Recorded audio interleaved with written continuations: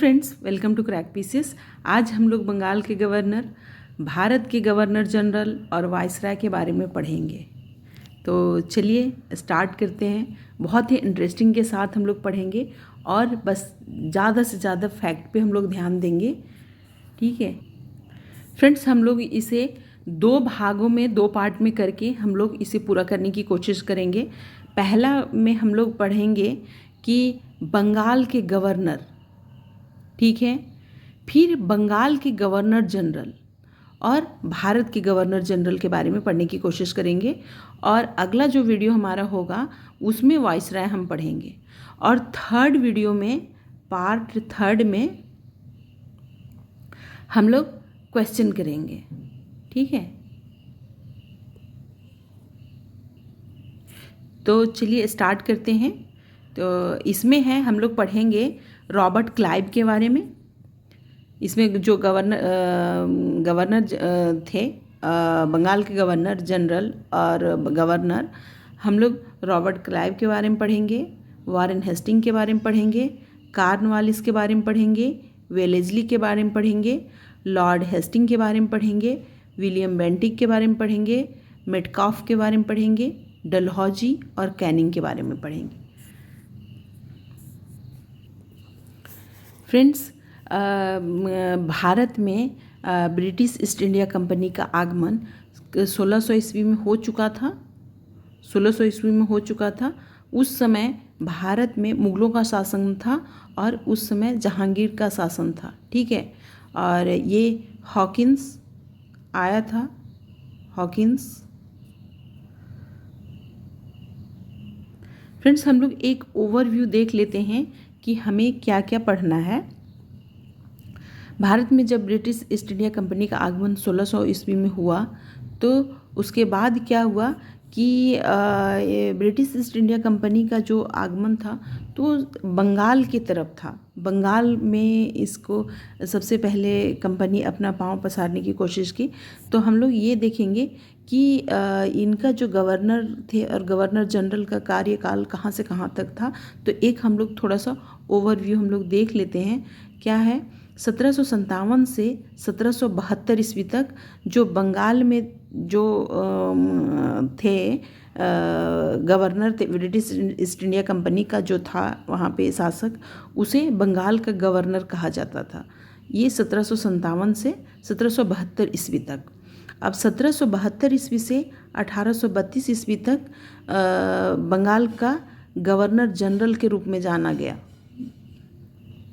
और 1733 से 57 तक भारत के गवर्नर जनरल कहलाए।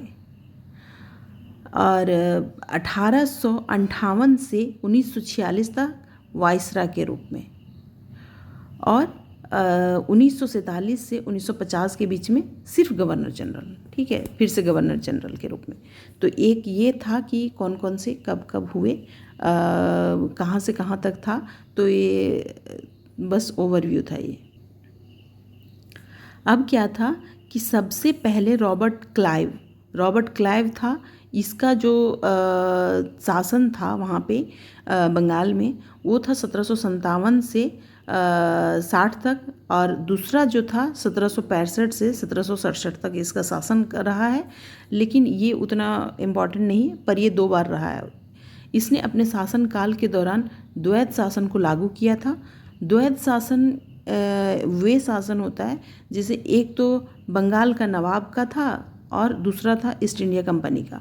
तो मतलब हेड ऑफ द पावर ये था, और वहाँ का जो कुछ चीज़ें इसके अंतर्गत था बंगाल के नवाब के पास, और जो मेन डिसीजन लेने का था वो ईस्ट इंडिया कंपनी के पास था। तो यानी डायआर्की। जैसे अभी वर्तमान का जो भारत का जो व्यवस्था है, शासन व्यवस्था, वो भी द्वैत शासन की तरह है। जैसे राज्यों का, कुछ राज्यों के पास है अधिकार और कुछ केंद्र के पास है। ठीक है, लेकिन जो मेन डिसीजन होता है वो केंद्र ही लेता है।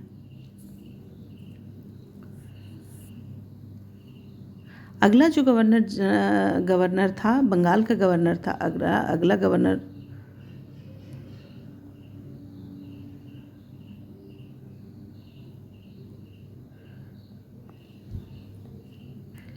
फ्रेंड्स, रॉबर्ट क्लाइव के बाद भी बंगाल के गवर्नर रहे, लेकिन वो सब इतना जानने की ज़रूरत नहीं है।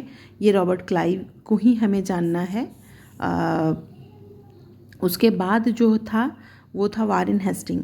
वारेन हेस्टिंग था, वारेन हेस्टिंग का कार्यकाल था 1774 से 1785 ईस्वी तक। ठीक है, इसके समय काल में 1773 में रेगुलेटिंग एक्ट आया। रेगुलेटिंग एक्ट आया और इसी टाइम में बंगाल के गवर्नर से बंगाल के गवर्नर जनरल हो गया। यानी जो वारेन हेस्टिंग था ये बंगाल का पहला गवर्नर जनरल हुआ, बंगाल का पहला गवर्नर जनरल। ठीक है, और अंतिम गवर्नर, अंतिम गवर्नर। ठीक है, तो वारेन हेस्टिंग कौन था? अंतिम गवर्नर और पहला गवर्नर जनरल बंगाल का।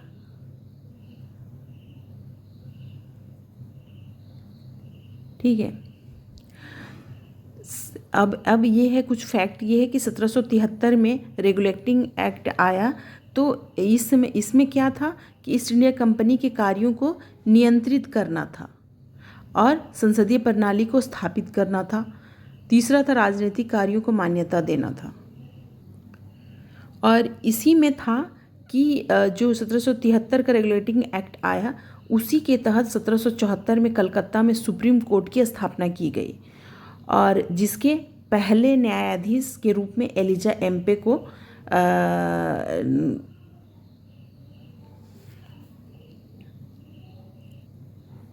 पहले न्यायाधीश के रूप में sir Elijah Impey, sir Elijah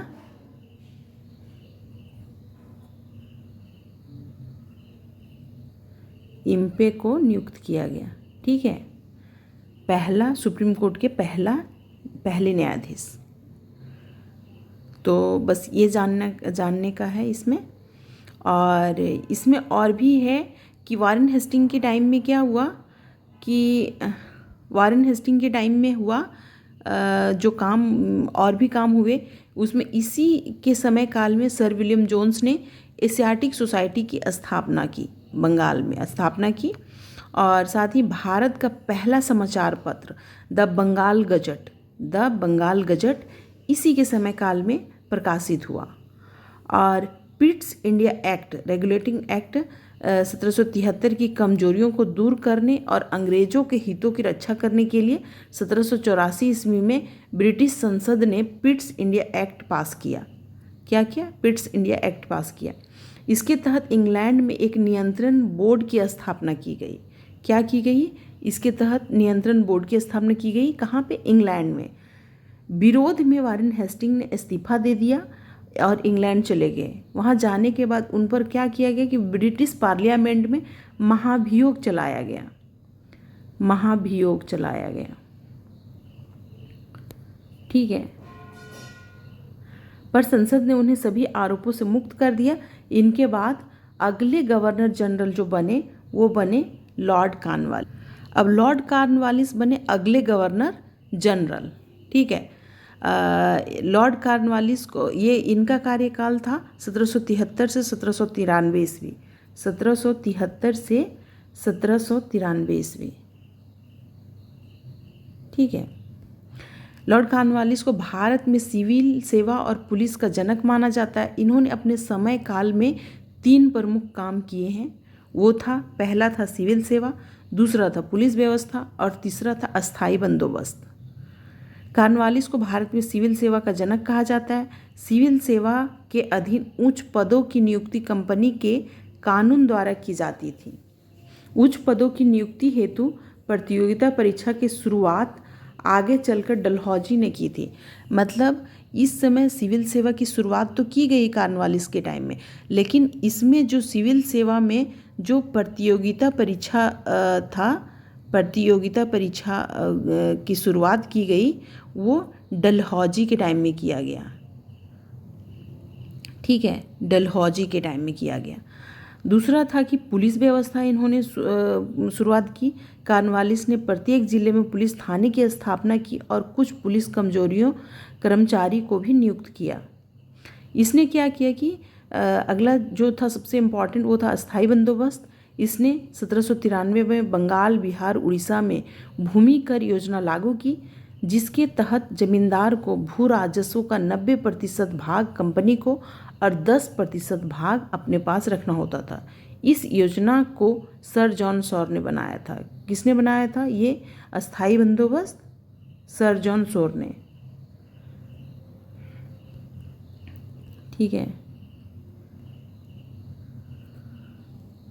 हाँ, इसके बाद कॉर्नवालिस के बाद वेलेस्ली आया। वेलेस्ली, ठीक है। वेलेस्ली के टाइम में जो इम्पोर्टेंट चीज़ हुआ फ्रेंड्स, कॉर्नवालिस के टाइम में एक चीज़ और हुआ था, और वो था कि लॉर्ड कॉर्नवालिस ने अपने समय काल में टीपू सुल्तान के साथ एक संधि किया था, और वो संधि था श्रीरंगपट्टनम की संधि।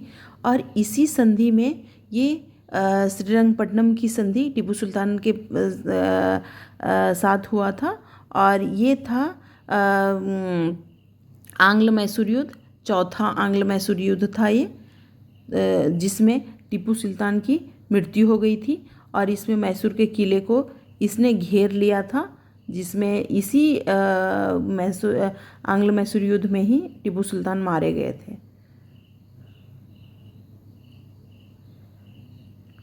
अगला जो बना था फ्रेंड्स,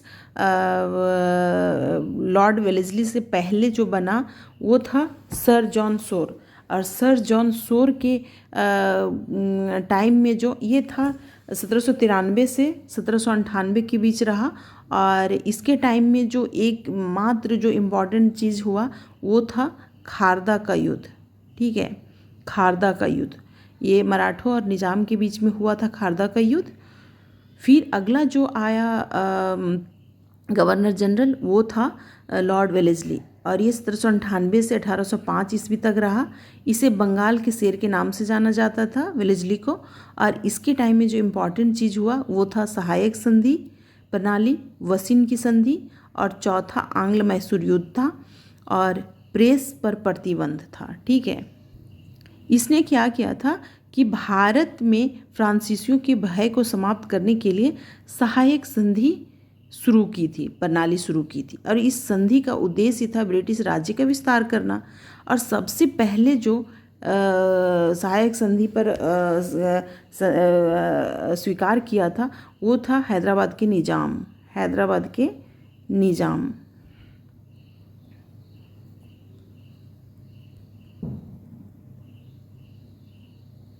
ठीक है,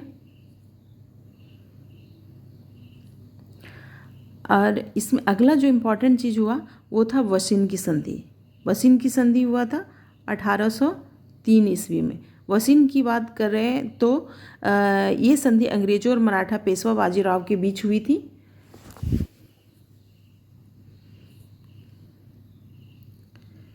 और अगला जो हुआ वो हुआ चौथा आंग्ल मैसूर युद्ध। चौथा आंग्ल मैसूर युद्ध हुआ। अंग्रेजों और हैदर अली तथा उसके पुत्र टीपू सुल्तान के बीच समय समय पर युद्ध होता ही रहा था। ठीक है, 32 वर्षों में के मध्य में 4 युद्ध लड़े गए थे 1767 से 1799 के बीच में। तो ये सब हमें जानने की ज़रूरत नहीं है कौन किसके। प्रथम मैसूर युद्ध लड़ा गया था वारेन हेस्टिंग के टाइम में, लॉर्ड वेरेलस्ट के टाइम में, और दूसरा जो लड़ा गया था वारेन हेस्टिंग के टाइम में। तृतीय मैसूर युद्ध लड़ा गया था कॉर्नवालिस के टाइम में, और चतुर्थ मैसूर युद्ध लड़ा गया था लॉर्ड वेलेस्ली के टाइम में। तो चतुर्थ मैसूर युद्ध में ही मारा गया था टीपू सुल्तान। ठीक है, टीपू सुल्तान। ठीक है, ये कॉर्नवालिस के टाइम में नहीं फ्रेंड्स, ये वेलेस्ली के टाइम में मारा गया था। और हाँ, एक चीज़ और क्या हुआ था कि इन्होंने जो इनके टाइम में जो हुआ था वो प्रेस पर प्रतिबंध इनके टाइम में लगा दिया गया था। उसके बाद जो हुआ फिर से हुआ कि लॉर्ड कॉर्नवालिस फिर से आ गया और 1805 ईस्वी में। लेकिन उस टाइम क्या हुआ कि इनकी मृत्यु हो गई और इनका मकबरा आज भी उत्तर प्रदेश के गाजीपुर में है।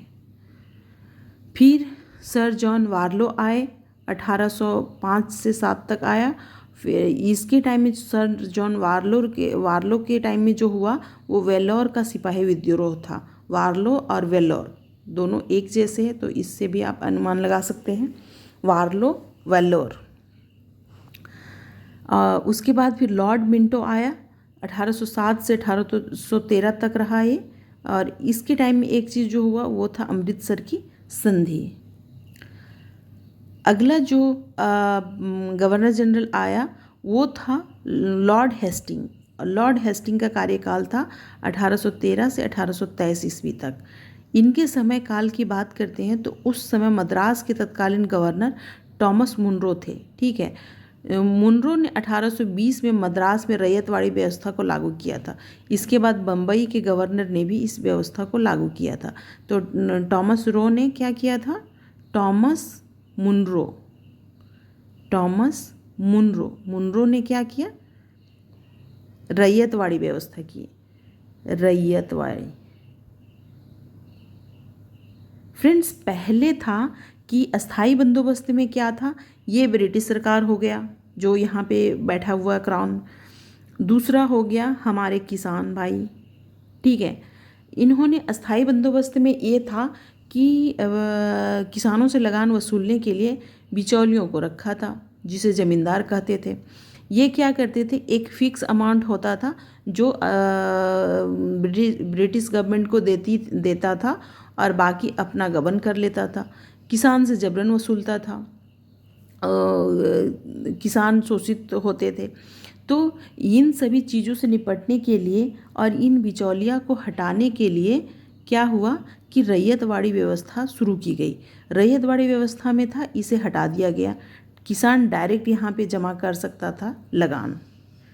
ठीक है, तो ये था रैयतवाड़ी व्यवस्था। और ये कहाँ शुरू किया गया था? तो मद्रास के क्षेत्र में, मद्रास के 12 महल के क्षेत्र में, मद्रास के 12 महल के क्षेत्र में। ठीक है,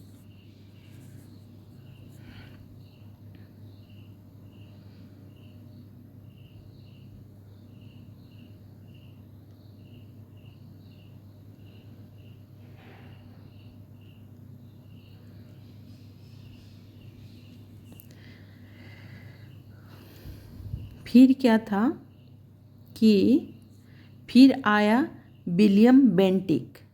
विलियम बेंटिक आया, लॉर्ड हेस्टिंग के बाद विलियम बेंटिक आया। लॉर्ड हेस्टिंग के बाद कुछ और भी गवर्नर जनरल आए जो जिनके बारे में जानना इतना इम्पॉर्टेंट नहीं है। लेकिन उसके बाद जो मेन सबसे इम्पॉर्टेंट गवर्नर जनरल रहे वो हैं William Bentinck, Lord William Bentinck. इनका कार्यकाल था 1828 से 1835 तक। इनके समय काल में क्या हुआ कि 1833 में चार्टर एक्ट आया, जिसके तहत बंगाल का गवर्नर जनरल अब भारत का गवर्नर जनरल कहलाने लगा। मतलब ये बंगाल का अंतिम गवर्नर जनरल। ठीक है, और भारत का प्रथम गवर्नर जनरल। ठीक है, अब इन्होंने क्या किया, इस तरह विलियम बेंटिक भारत का पहला गवर्नर जनरल बने। इन्होंने क्या किया कि राजा राम मोहन राय के साथ मिलकर सती प्रथा पर बैन लगा दिया। अच्छे अच्छे काम किए इन्होंने। ठगी प्रथा पर बैन लगा दिया। सती प्रथा का बैन कब लगाया? 1829 ईस्वी में। ठगी प्रथा का बैन लगा दिया इन्होंने 1843 है, 1843 है शायद, 1843 ईस्वी में। फिर इन्होंने क्या किया कि 1835 ईस्वी में इन्होंने कलकत्ता में एक मेडिकल कॉलेज की स्थापना की। अंग्रेजी को भारत में उच्च शिक्षा का माध्यम बनाया। मतलब ये सब अच्छे अच्छे काम ये विलियम बेंटिक ने किया। और इसी वजह से इनके समय में कोई भी युद्ध, कोई भी संधि ऐसा कुछ नहीं हुआ। जो ये बिना युद्ध वाला, युद्ध रहित था इनका कार्यकाल, और सब अच्छे अच्छे काम हुए उसमें, सुधार वाले कार्य। इसके अलावा था इनके काल में नहरें, सड़कें जैसी कई सार्वजनिक सुधार भी किए गए। अगला फिर आया चार्ल्स मेटकॉफ। चार्ल्स मेटकॉफ का कार्यकाल था 1835 से 36 तक, और मेटकॉफ ने अपने शासनकाल में प्रेस को स्वतंत्रता दिलाने का प्रमुख कार्य किया। बस यही इसका इम्पोर्टेंट। फिर आया ऑकलैंड 1836 से 1842 ईस्वी तक। फिर एलनबरो 1842 से 1844 तक। फिर आया हार्डिंग 1844 से 1848 तक।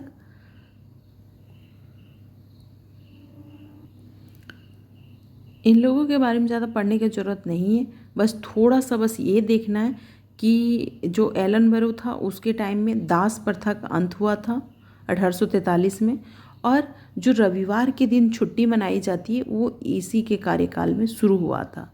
हार्डिंग्स के टाइम में क्या हुआ कि फर्स्ट एंग्लो सिख युद्ध हुआ था, प्रथम एंग्लो सिख वार हुआ था, युद्ध हुआ था। अब डलहौजी के बारे में देखते हैं। डलहौजी का कार्यकाल बहुत इंपॉर्टेंट है, और डलहौजी का कार्यकाल था 1848 से 1856 ईस्वी तक। लॉर्ड डलहौजी को ही आधुनिक भारत के निर्माता के रूप में जाना जाता है। ठीक है, इन्होंने क्या किया कि रेलवे का विकास हुआ। पहली रेल डलहौजी के शासनकाल में 1853 ईस्वी में बम्बई से ठाणे के बीच चली थी। डलहौजी के टाइम में क्या हुआ कि रेलवे आया 1853 में। फिर क्या हुआ कि डलहौजी के टाइम में संचार प्रणाली का विकास हुआ। पहली संचार सेवा आगरा से कलकत्ता तक शुरू हुआ। आगरा से कलकत्ता तक शुरू हुआ। ठीक है, फिर क्या हुआ कि 1854 में फिर क्या हुआ, 1854 होगा, 1854 में डाकघर अधिनियम पास हुआ, जिसके तहत पहली बार डाक टिकटों का प्रचलन शुरू हुआ इसी के टाइम में। फिर इन्होंने क्या किया कि जो सिविल सेवा का जो था, कॉर्नवालिस के टाइम में जो सिविल सेवा प्रारंभ हुआ था उसका प्रतियोगिता परीक्षा इसी के टाइम में लिया जाने लगा। सिविल सेवा के अधीन पदों की नियुक्ति कंपनी को कानून द्वारा की जाती थी, पर इसने सिविल सेवा के अधीन पदों की नियुक्ति के लिए प्रतियोगिता परीक्षा की शुरुआत की। मतलब पहले वैसे नियुक्त किए जाते थे,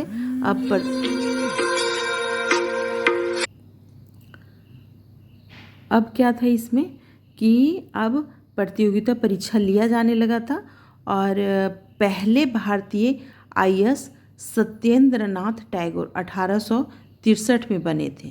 ठीक है, अगला था इनका जो था कि सबसे ज़्यादा इनका रहा है कि जो ब्रिटिश साम्राज्य के विस्तार के लिए जो इन्होंने कार्य किया है वो एक तरह से बहुत ही खराब ये नीति था, जिसको हड़प नीति या व्यपगत नीति का सिद्धांत कहा गया, या फिर डॉक्ट्रिन ऑफ लैप्स के नाम से भी जाना जाता है। डलहौजी ने क्या किया, इस नीति को ब्रिटिश साम्राज्य के विस्तार करने के उद्देश्य से लागू किया था, और इस नीति के अनुसार वे राज्य जिनका कोई उत्तराधिकारी नहीं था उनसे शासन करने का अधिकार छीन लिया और उस राज्य को ब्रिटिश राज्य में मिला लिया जाता, जिसमें क्या था कि हड़प नीति के तहत क्या क्या किया इन्होंने कि सबसे पहले जो राज्य को मिलाया वो था सतारा, महाराष्ट्र में। ठीक है, आगे चलकर जयपुर, संभलपुर, उदयपुर, झांसी, नागपुर आदि को अपने साम्राज्य में मिला लिया। फिर आता है कैनिंग। ठीक है, कैनिंग का कार्यकाल जो था वो था 1856 से 1858 ईस्वी तक और 1858 से 1862 ईस्वी तक। इन्हीं के शासनकाल में 1857 का विद्रोह हुआ लॉर्ड कैनिंग के टाइम में, गदर जो कहते हैं। और इसी विद्रोह के बाद से ही भारत का शासन ईस्ट इंडिया कंपनी के हाथों में चला गया। 1858 में ईस्ट इंडिया कंपनी के हाथों में चला गया और सरकार के मतलब ईस्ट इंडिया कंपनी के हाथों से लेकर ब्रिटिश सरकार के हाथ में चला गया। पहले क्या था कि ईस्ट इंडिया कंपनी के हाथ में था, ईस्ट इंडिया कंपनी के हाथ में था, और अब था कि सीधे सरकार के हाथ में चला गया। ठीक है, ये 1857 की क्रांति के बाद कैनिंग को भारत का पहला वायसराय बनाया गया था। ये ईस्ट इंडिया कंपनी द्वारा नियुक्त ये भारत के आखिरी गवर्नर जनरल थे। मतलब जो ईस्ट इंडिया कंपनी के द्वारा जो नियुक्त थे वो भारत के आखिरी गवर्नर जनरल थे और पहला वायसराय बना। ठीक है, तो ये था आज का बंगाल का गवर्नर जनरल, भारत का गवर्नर जनरल और वायसराय की शुरुआत। अब वायसराय वाला जो हम लोग पढ़ेंगे और भी आगे वायसराय जो हम लोग बचा है वो अगले क्लास में करेंगे। तो तब तक के लिए धन्यवाद। अगर वीडियो पसंद आए तो लाइक शेयर और सब्सक्राइब ज़रूर करें।